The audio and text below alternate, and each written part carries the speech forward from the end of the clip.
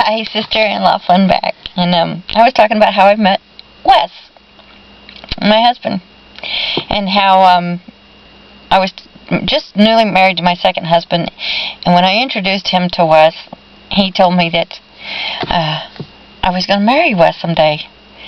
And I was like, no, not going to happen. First, ew, no, not my type. Two, hello, we just got married. What are you saying that to me for? But him being an alcoholic, and we already had issues. We got married in March, and it was November 25th, and already had a lot of issues. But anyway, that was in 1988 that I met Wes, and we became best friends.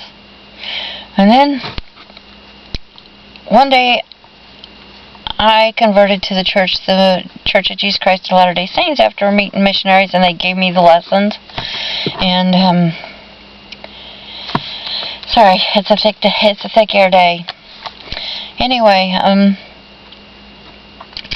actually joined the church because I started thinking, well, maybe if I join the church, then Mark would join the church. That meant he would quit drinking, quit smoking, quit cussing, he would quit being violent.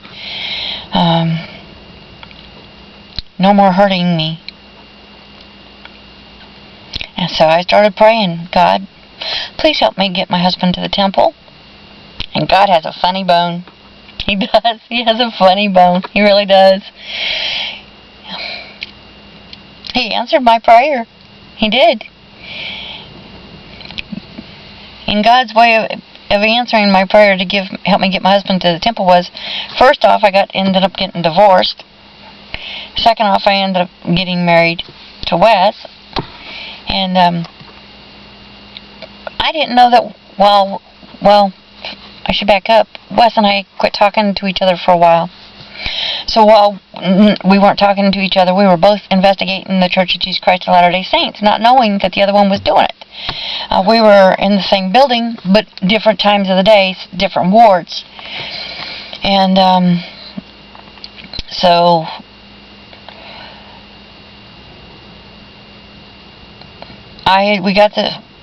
Mark and I were getting the divorce, and I decided I would never get married again. I didn't want to go through that again. And then I just said, okay, well, if I'm going to ever get married again, they have to be able to get sealed in the temple, which would mean no smoking, no drink, no cuss, no violence. They had to be a good guy. I finally set standards. That's really important. If you set standards for yourself and for people around you, then you're able to meet in the middle somehow. And that's pretty important. So anyway, praying to God that I help me get my husband to the temple. And when Wes and I start talking again, and then when he proposed to me, he actually proposed to me 4 or 5 times, and I kept saying no. And one time he actually asked me, why not? And I cried. And he said, well, I at least deserve to know why not. And I broke down saying, I'm not attracted to you.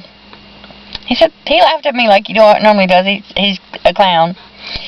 And he said, that's right, you'll get over it.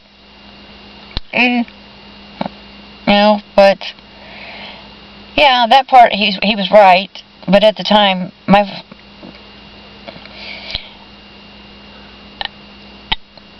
if I couldn't be sealed in the temple, I didn't want to get married again. I wanted to know that I was going to be picking somebody that was going to be a good person.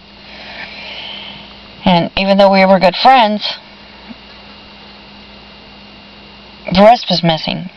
So, and I didn't know he was investigating the church. I didn't know that he was getting ready to join the church, even though I had already joined the church. And after him saying I'd get over it, I said, well, it doesn't matter. Can't be sealed in the temple. So I'll be right back to finish about this.